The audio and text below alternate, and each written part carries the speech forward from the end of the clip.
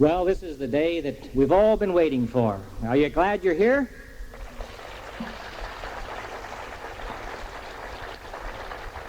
We're glad you're here, too, and it's just as exciting for us as we know it is for many of you. In fact, we haven't seen so many older people acting so young in a long time. This is probably one of the few occasions that you'll have to go back to the days of your youth.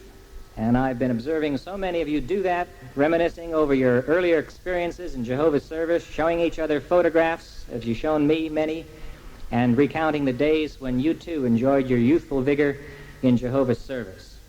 So I'm happy to welcome all of you, whether it's those in the construction group, the Bethel family, and the oldies that have been invited. A very, very warm welcome from the Bethel family to be here today. In fact, we added up the number of years represented among the oldies that we have among us. Do you know, if we totaled all those years of faithful service up, it would amount to more than 65,000. That means for one person to have accomplished the work that all of you have done together, he would have started or had to start his work 17,000 years before the first creative day. See what you can accomplish when you all get together unitedly. So thank you for your fine examples of endurance and faith. You're truly spiritual grandfathers to so many others in this country. As many of you know, the Australian branch originally had oversight of the preaching work in many other lands. And there are many old-time missionaries that are among us today also. Some are not with us. Some are still in their missionary assignments. We have occasion to listen to three brothers from different countries who are here with us. First of all, we have Brother Don Clare from the Fiji Islands. Brother Clare has served 33 and a half years in the full-time service. He went to Gilead in 1952, arrived in Fiji in 1953. At that time, the branch had oversight of the work in 12 countries, and now there are 3 different branches that operate in the island group that the Fiji branch originally had oversight of. There were only 35 publishers in the country when he arrived, and now there are 1,044, yet the memorial attendance this year was 3,766. So Brother Clare would like to listen to a few news items and anything of interest that you have to tell us about what's happening in Fiji.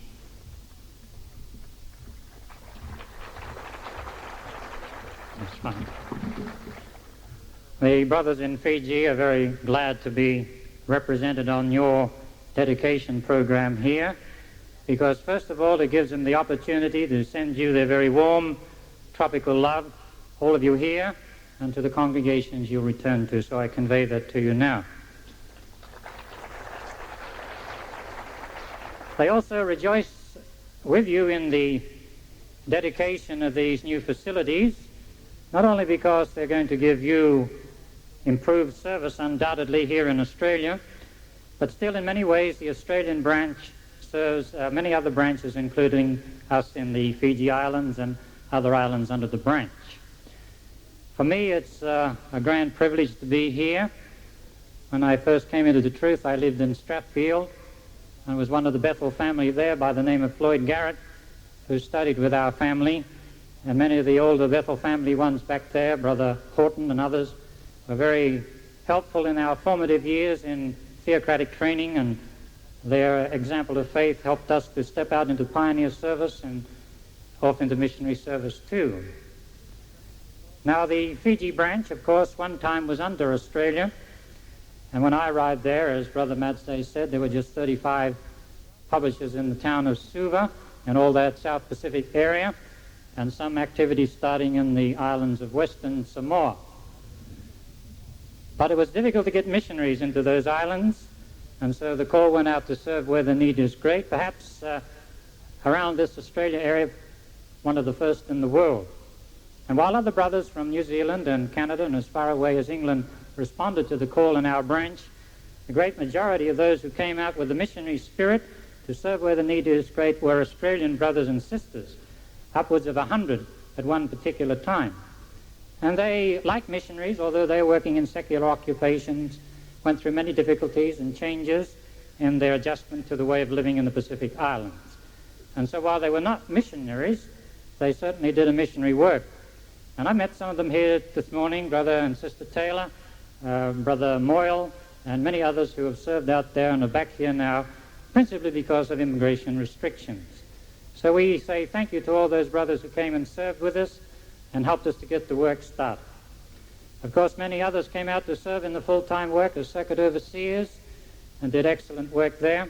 Some I met this morning. Brother Payne was one, Brother Shatty here in this Bethel. There's a brother over there now that you know very well, Brother Guy, and he will be returning soon to this branch, not because he wants to, but the immigration authorities say no to an extension to his permit. So he'll be returning here, but his heart is no doubt back there with the brothers in PG. So that brings me to a meeting we had last Wednesday in the branch committee, where it was discussed whether I should come to this dedication of not in view of the tremendous destructive hurricane that just hit Fiji. And the other members of the branch committee, or all local brothers, said, yes, you go. They didn't say, we don't need you, but they implied that they can handle whatever they have to handle themselves. And so that made me very happy to feel that we're not always needed. There are brothers who come along, and they can do the work very well. You may have heard about the hurricane, and while sometimes the news media exaggerates it, we found that they didn't on this occasion. The hurricane hit Fiji, Hurricane Oscar, about March 2, and for 2 days there was a complete blackout between us and the congregations that were hit. We tried to get in touch with our circuit overseers, couldn't do that. They were not in the congregations they were supposed to arrive in that week, simply because they were cut off with floods, bridges down, roads washed away. But when we did get in touch with them, they toured all the congregations in that area. And we found that in an area near the Nandi International Airport, if you've been there, 4 congregations were badly hit indeed. The Nandi congregation, the Bavo congregation, the Singatoka congregation, and the Ruai Level congregation are all very hard hit. The Nandi Kingdom Hall was partly demolished. The Bavo Kingdom Hall completely gone. That's nothing left at all. The brothers at Singatoka, they rent the provincial bure or provincial meeting house, not too badly damaged. The brothers at Ruai Level, their Kingdom Hall was not damaged except by flying objects from a nearby church, but the water was up to within an inch of the ceiling, so everything inside was damaged by water. So that's how it was, but the hurricane left behind it 80% of the houses destroyed. 200,000 people, that's a third of the population needing food supplies. And so about $90 million, $100 million worth of damages was done. That's well over 100 million in Australian currency. And so it was certainly the worst hurricane they'd had in 50 years. Of the brothers, we'd say 1/3 of the homes of the brothers were completely demolished, finished. I have photographs, and all you can see is where the house was, nothing else. Others, the roofs are off, the walls are down. That's another third. The other third had damage in a very bad way. And so when we heard this, we could see it was beyond our efforts alone to help the brothers and sisters, so we telephoned the governing body, and the governing body got in touch with you brothers in Australia through the branch, and you brothers kindly sent us immediately $20,000. And of that $20,000, we've already used $13,000 in purchasing building materials to help the brothers have some temporary dwelling place for a little while, and the other $7,000 or $8,000 is being used on food relief for the brothers. I told Brother Barry this morning we might need another $15,000. He said, well, if you need it, ask for it, and maybe the brothers in Australia can help. So for that help, brothers, we thank you very much. Perhaps you didn't know that sometimes when you contribute to the box in your congregation, you're helping the work in a very real way in other parts of the world. Now, the brothers took the ordeal very well. In one congregation, the Bavu, which its Kingdom Hall completely disappeared, was to have a circuit visit 2 weeks later. But the brothers in the Lautoka congregation, there are 2 in the city of Lautoka, heard about this. They rearranged all their own meetings so that on 2 weekends, the 2 congregations went down to Bavu and built them a temporary Kingdom Hall out of the funds, the money that we had received from you brothers, to have a hall in which to have some kind of a visit by the circuit overseer. Now, the brothers in Singatoka, they went to the meeting straight away. They went on the Sunday to the provincial bure. It was in the afternoon. They gave the public talk. When it came time for the watchtower study, the hall attendant went to turn on the light, but he forgot there was no electricity, there was no water, and the brothers were in dark. So the watchtower study conductor, from memory, he simply asked the questions and said, anybody who wants to comment, I can't see you, I can't see your hands, you just comment. And so they went on with their watchtower study. So that's the spirit of the brothers, and I'd just like to read you something from a report we received from one of the branch committee members who just got back. And after he gave me this report, he collapsed because he was very tired. For a week he'd been traveling doing that work of helping the brothers. He gave me this report from Brother Budango from the Singatoka congregation, who said how different and how wide the comparison is between the people of the world and Jehovah's people. For instance, in this area, everybody suffered in this disaster, but no one else stopped to think about those who suffered more than they did themselves. We have enough here perhaps, but how about so-and-so? Can we find out about him? How about those on the other side? Let us go out and find them. We are still alive now, even though our homes are damaged, etc., but we still need to help other people. What consideration can we give? And the answer was none from the people in the world. He goes on to say how different it is in our organization. When disaster strikes, how quick the branch office responds. Brothers called on us, asked us about our welfare, and gave us aid. I've seen from my experience how blessed we are to be in Jehovah's organization, that Jehovah, of whom we all worship, is a God who shows love and consideration toward all of us. And so it stirs our hearts to consider one another and to be clothed with that uniting bond of love. So the brothers there are helping themselves in their disaster with the help that you sent them. And you can be sure that the potential is great in Fiji. As we said, there were just 35 some years ago, developed into 12 countries, into 3 branches now. I believe Tahiti having a dedication in April of their building, and we have fine potential. We have need of more kingdom halls. 3 times or 300% we have at our meetings. The people want to listen, and I'm sure the brothers will carry on faithfully using this disaster as another evidence of the sign of the end. So be sure, brothers, that your Fijian, Samoan, Niuean, Tongan, Tuvaluan brothers all appreciate all the help we receive, both from the factory here in printing their magazines, the hard work the Bethel brothers do here, and in the kind donations that you brothers and sisters send us. Thank you.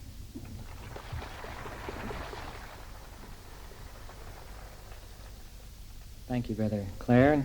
It's nice to have you with us, too, for our program here. We also have Brother Wilford Johns and his wife Betty with us, and they are from New Zealand. Brother Johns has been 46 years in the full-time service, went to Gilead in 1961, and has been serving in New Zealand ever since 1962, the last 4 years in the New Zealand Bethel family. So, Brother Johns, we'd like to hear from New Zealand now.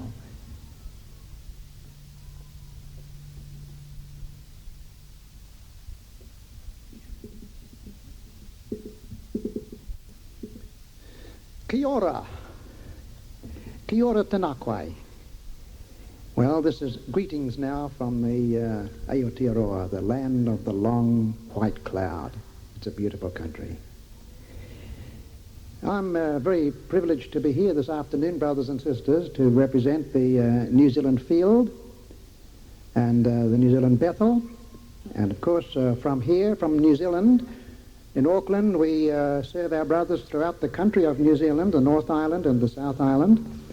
And we also serve our brothers in the Cook Island group. We have 4 congregations in the islands, the Cook Islands. We have one in Rarotonga, the main congregation, one in Aitutaki, one in Mangaya, and one in Atu. These are 4 congregations in the islands that are assisted by the work in the branch in New Zealand.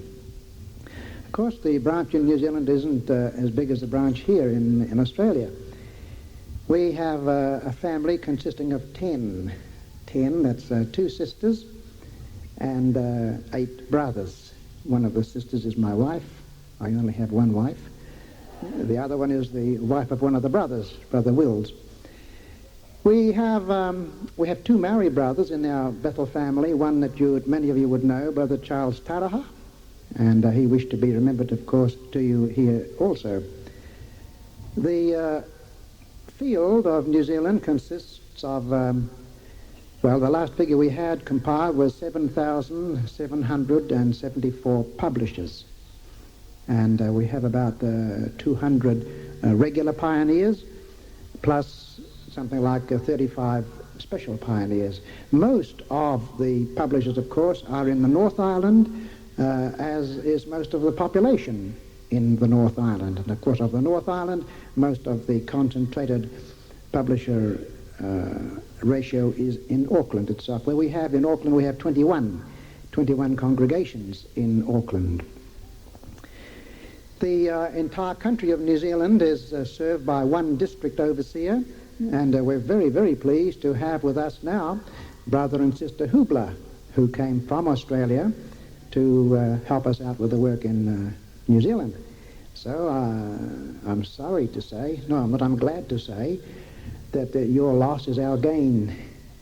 They are fitting in very, very well in New Zealand, and I'm sure that they will enjoy it. They are enjoying it. We have provided them with a car. It's the car that is owned by the New Zealand branch, and it serves the district overseer, whoever he might happen to be.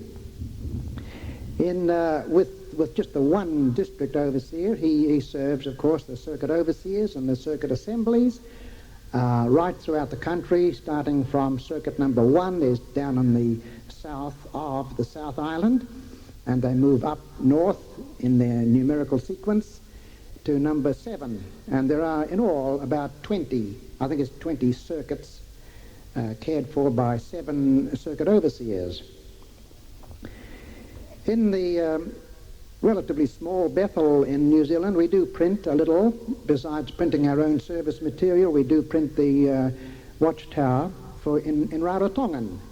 This, of course, entails having the English main articles in the watchtower translated and then written out and then proofread and then put on the photosetter and finally printed. We have an offset rotary press in New Zealand, quite a nice one.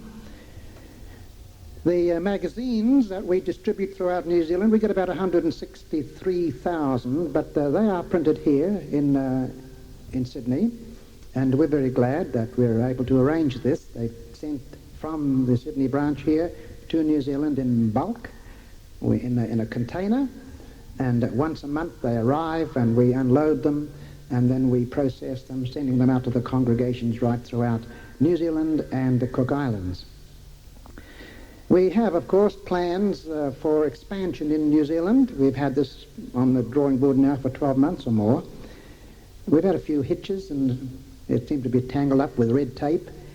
The council next door, we applied for a 3-story building, and the council next door said no, they won't allow that. We took it to the tribunal, and they agreed to have permission granted for a 2-story building. However, whether the society will proceed in constructing a 2-story building or whether they'll move completely out, we don't know at this stage.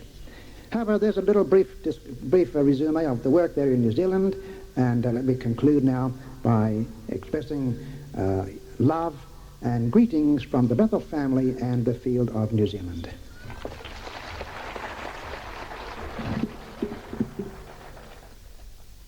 Thank you very much, Brother Johns. And now we are privileged to hear some experiences and some news from Brother John Cutforth from Papua New Guinea. Brother Cutforth has been in the full-time service 42 years. He went to Gilead in 1946, came to Australia in 1948, and then was assigned to Papua New Guinea in 1957 when there were only 40 publishers. At the last memorial celebration, 6,120 were in attendance there. So, Brother Cutforth, what news do you have from New Guinea?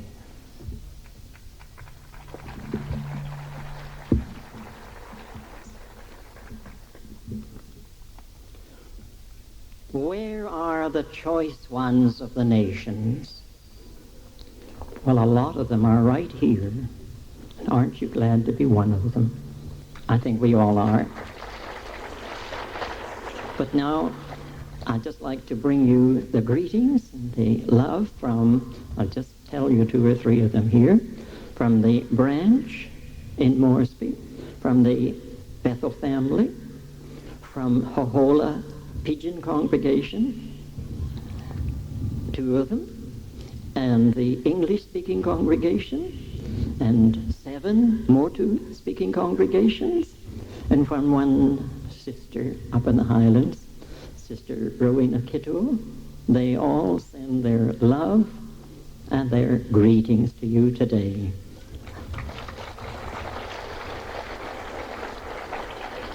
Well, it's a wonderful assignment up there in Papua New Guinea. But I think any assignment, it can be wonderful. What makes an assignment wonderful?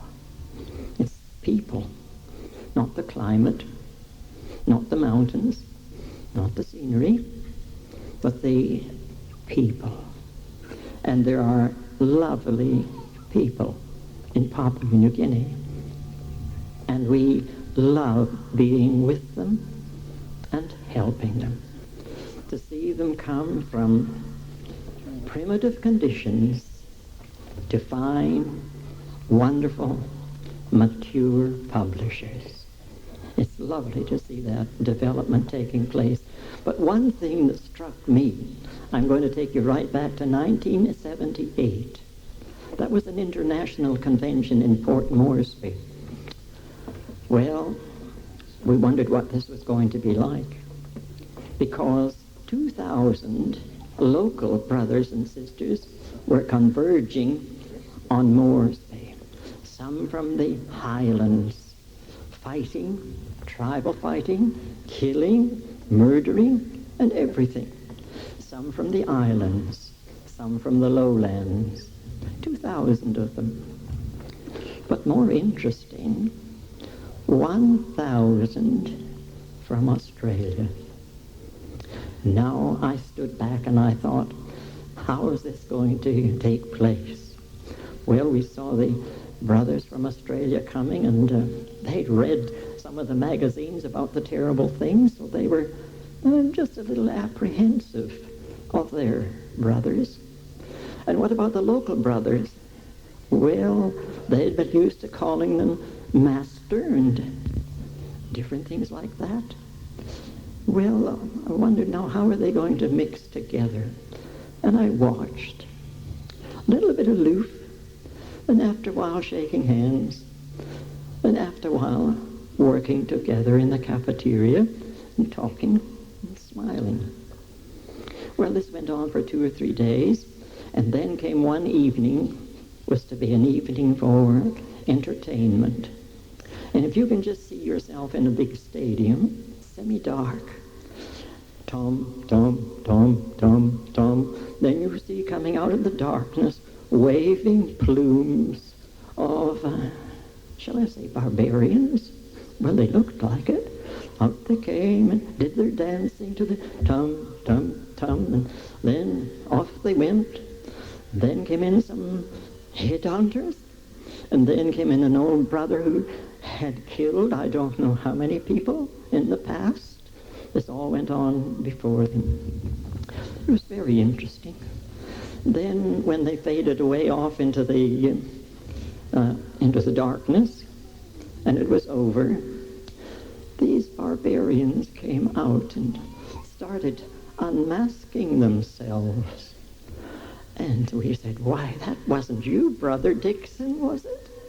Yes, that was me.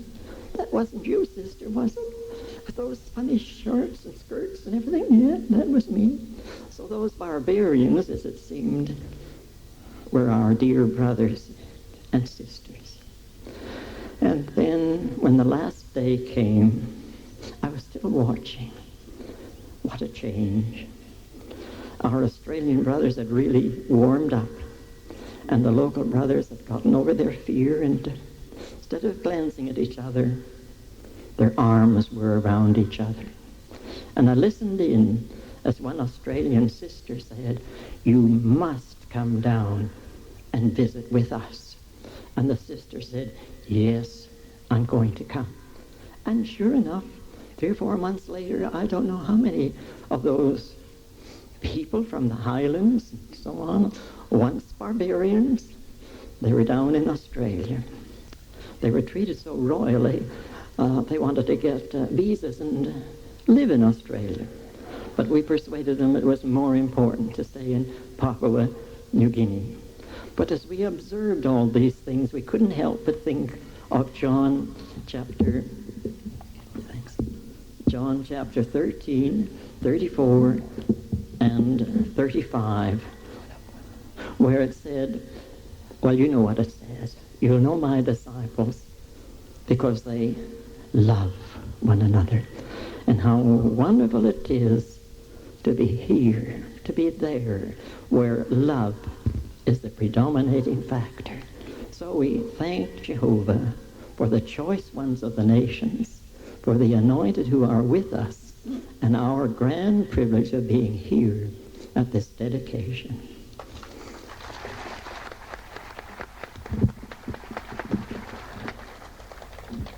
Thank you very much, brothers, and I'm sure all of us want these three brothers to take our warm, heartfelt love back to them in their countries.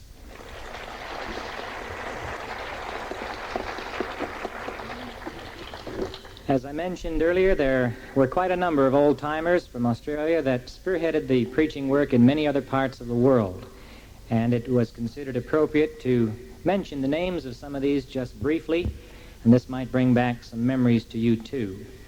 In 1931, for example, the work opened up in Java and the Netherlands East Indies, largely because of the efforts of Brother Clem Deschamps and Brother Bill Hunter, both of whom I understand are here with us today. In 1930, Andrew Ochterlony and Brother McGregor were the first to go to Fiji, and then later to the Samoan Islands. In the 1920s, Tom and Rowena Kitto came into the truth, and in 1948, they went to open up the work in New Guinea. In 1933, there was George Shuett and his wife Isa, possibly the first pioneers that ever went to Hong Kong. Now Hong Kong has a new peak of 1,020 publishers. I understand they're not alive today. Then in 1936, the Society's Ketch, the Light Bearer, made several trips up into parts of the earth that never had a witness prior to that. The brothers sailed to East Indies and also to New Guinea. And the crew members were brothers Bill Hunter, Alan Bucknell, Alf Rowe, Charlie Harris, Frank DeWar, Dick Nutley, and Eric Ewens, most of whom are still alive and still faithfully serving Jehovah today. Then Brother Clem Deschamps also went to Thursday Island in 1931, then to Darwin, where Brother Bill Hunter met him there.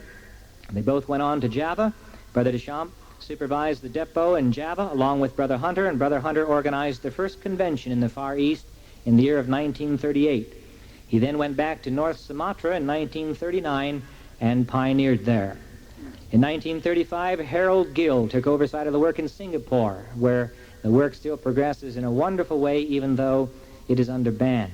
And in 1936, Brother Frank Rice, along with Laurie Allen, helped open up the work in Indochina.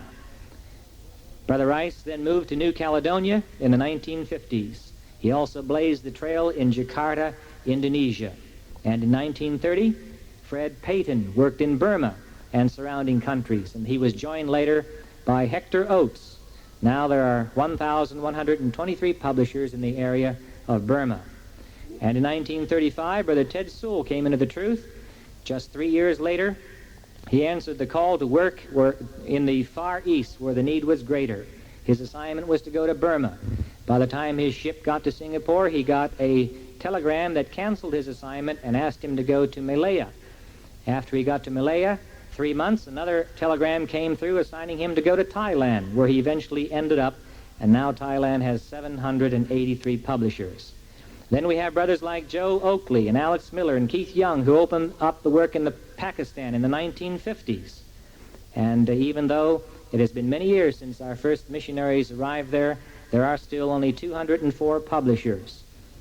So, due to their efforts, the Australian branch at one time had oversight of almost 1/4 of the Earth's surface. And that included China, as you heard. It had oversight of New Zealand, Fiji, Tonga, New Guinea, New Caledonia, Java, Tahiti, the Malay states, Singapore, Sumatra, Thailand, and Cambodia. Some of these terms, of course, refer to what is now Vietnam and Laos. It also had oversight of Borneo, now part of Indonesia, and it had oversight of Hong Kong and Burma. So into all these lands, brothers from Australia were the first to carry the good news of Jehovah's kingdom. And aren't we very thankful and happy from the bottom of our hearts for that? Because if it were not for their initial efforts, many thousands of people today would not have the truth. Now we turn our attention to the work here in Australia. And Brother King, a member of the Australian Branch Committee, is going to talk to us on the theme, The Blessing of Jehovah Makes Rich, from the early beginnings to World War II.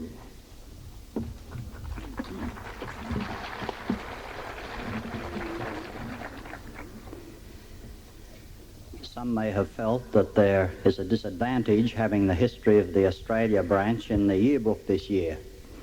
They might feel, well, that's stolen the thunder from sessions such as this afternoon's, where we're going to trace the history of Jehovah's people from the time of the work's inception until now. But on the contrary, this written record is a real benefit. In fact, it's providential that so many thrilling details are written there in print for us all to read.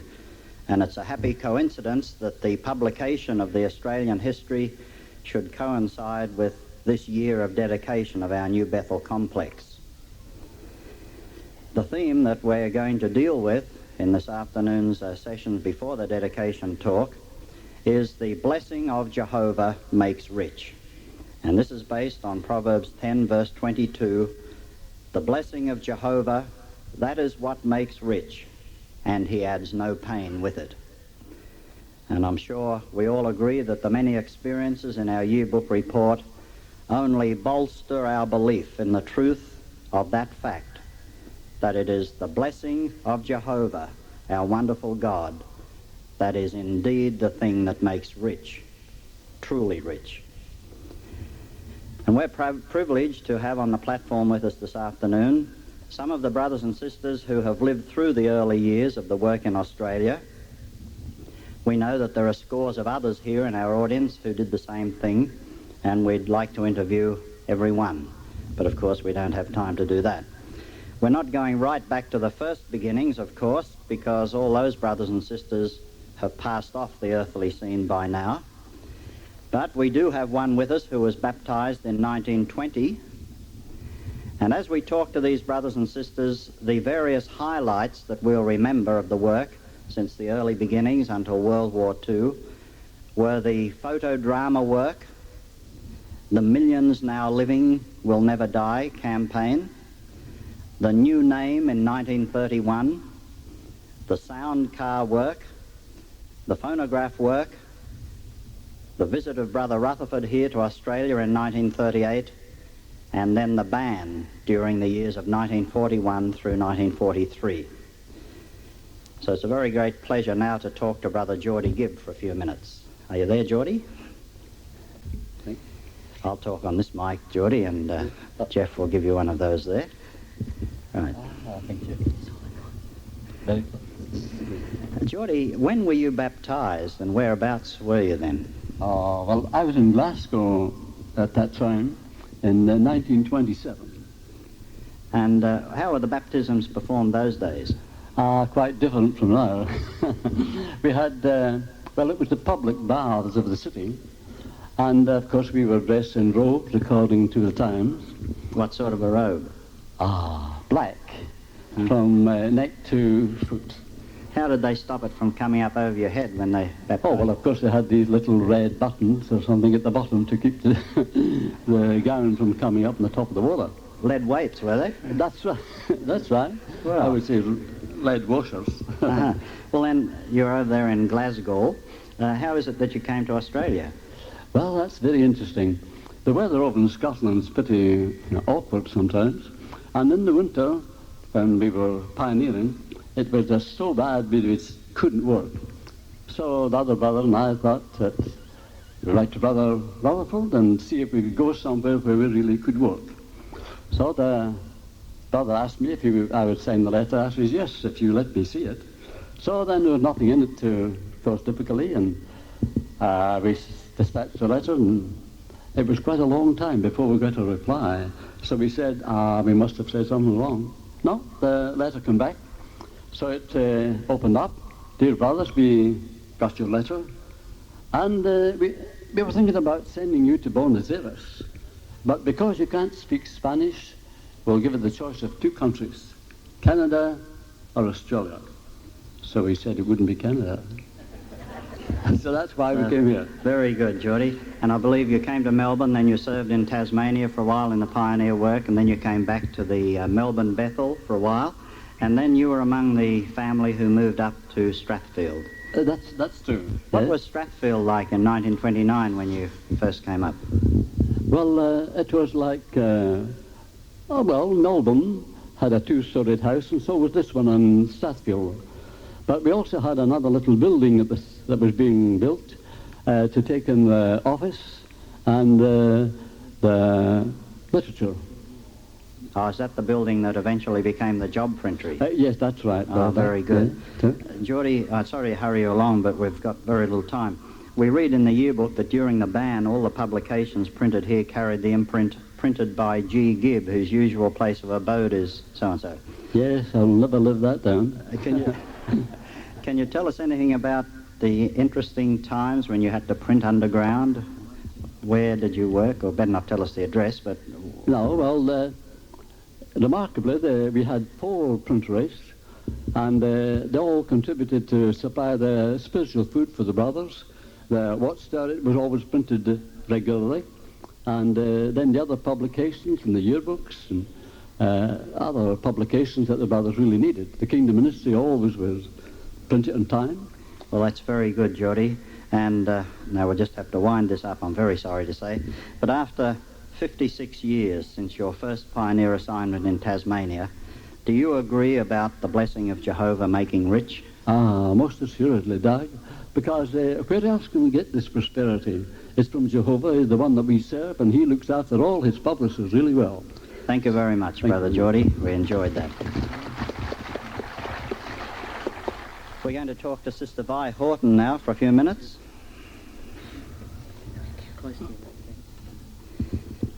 Probably not many here could tell us they were baptized in 1920, Sister Vi. And now, we don't want to give away any secrets, but you can't have been very old 63 years ago. No, I was just a young flapper. Is that right? Well, would you like to tell us something about your early years in the truth? Well, as you said, I was baptised 1920, but I did see the photodrama. Is that right, eh? I think about 1917 in Bendigo, and I saw the animals going into the ark, and because I was only a child, and I saw Pastor Russell and could hear him speaking. Well, that's interesting to speak to someone who's seen the photodrama work in action. And what about the Millions campaign? Yes, well, first of all, we took indictments out from door to door and placed them under the doors. Then we went with the Millions Now Living booklet, and I took mine in a paper bag. I only took one, and I worked from 2 in the afternoon till 5. I still had my booklet, but at 5 o'clock a lady said, "I don't want your book, but you've done a good job. I'll take it." It cost 1 shilling. Anyway, we didn't have anyone to take us to the doors to show us what to do, and nobody studied with us. We just studied on our own. Well, do you remember the Bethel down at Melbourne? Yes, I stayed a weekend there at Elam, and I also went to the Tabernacle to a small convention one weekend. Oh, that's very nice. Now, eventually you went pioneering and in due course married, I know. And could you tell us any experience in your life that you feel personally proves true that the blessing of Jehovah makes rich? Well, there were many experiences, but one I well remember. Bert and I were pioneering with Jack Holland, Dawson Horan and Tim McCall out western New South Wales. And we had to pay 12 shillings in every Sunday for our food and our week's expenses. What do you mean you sort of pooled that together? That's right. But this week Bert was sick, he had sciatica, and he also had many boils on the back of his neck. So I couldn't go witnessing, and Sunday came and we were moving on. I hadn't any money. But anyway, it was my turn to go and witness, and I had to get through a fence and go to a tent. I witnessed to 2 young men in the tent, and one took 6 bound books, many booklets, and while I had to go out to Bert to the Red Terror to get some change, I left him a Bible to look at. When I came back with his change, he said, "I suppose I need a Bible to read these books, don't I?" I said, "Well, it would be better." So he took 6 books, many booklets, a Bible. And then I had enough money to pay my 12 shillings in for the week and also get enough books for the next week. And so we really did feel that and always did, that the blessing of Jehovah does make rich. Thank you very much indeed, Sister Vi.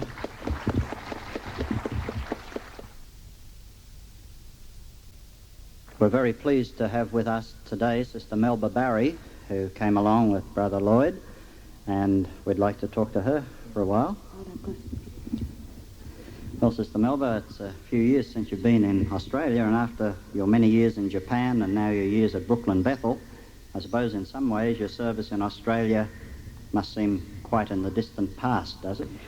Well, yes, because I left here with Lloyd in 1947, which is about 36 years ago, and there were at that time about 3,000 publishers. But at this time, I want to thank you all for giving us the opportunity to be with you again at this wonderful dedication program of the New Bethel.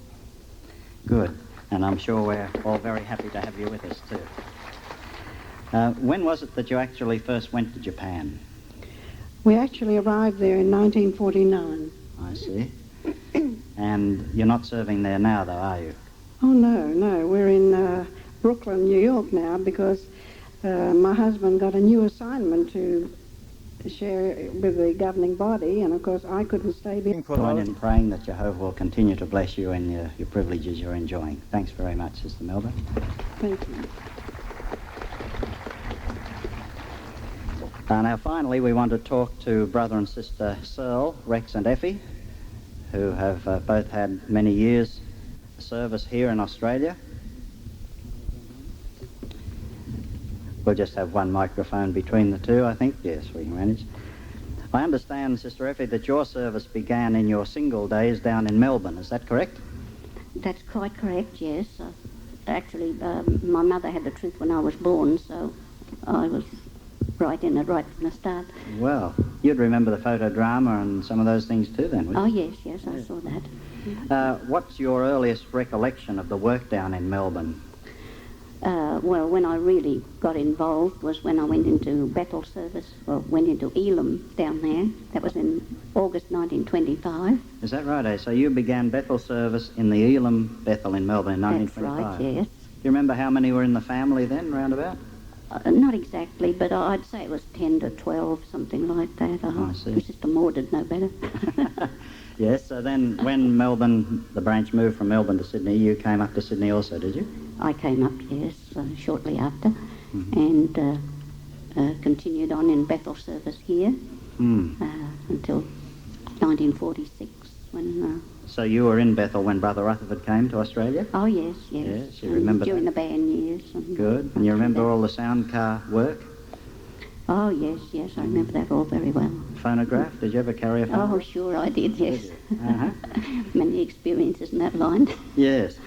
Well, now, sometime after that, Brother Rex came on the scene. I mean, he was on the scene before that, but as far as you're concerned. Oh, yes. Well, could you pass the microphone to him and we'll see what he's got to tell us then. Brother Rex, would you like to tell us something about the work during the band, things that you were engaged in? Yes. Well, during the band it was a difficult period, although there was no violent persecution, but the branch overseer at the time told me to stay underground or keep out of the way because there were 4 warrants for my arrest. So in various locations the service department operated, so we changed it from time to time. I remember one occasion when at Hunter House on Hunter Street in the city, there was an office there, of course unknown to the authorities, and I stayed there during the day, and I stayed there during the night also because at the time there was danger from bombing of Sydney, and had someone on the premises, so I was there day and night, and actually I never got out into the sunshine, hardly at all, and if I did go out, like on a weekend, then, well, I didn't wear a hat in those days. I didn't wear glasses, but I put on my hat and I put on my glasses and went incognito, got out and hoped not to be identified or known, and did what we could. But there were trying times in a way, but really joyful and thrilling times. Very good. And I know that a lot of the brothers here remember the band years very well, and Yes. they have a few memories brought back just hearing you tell of that.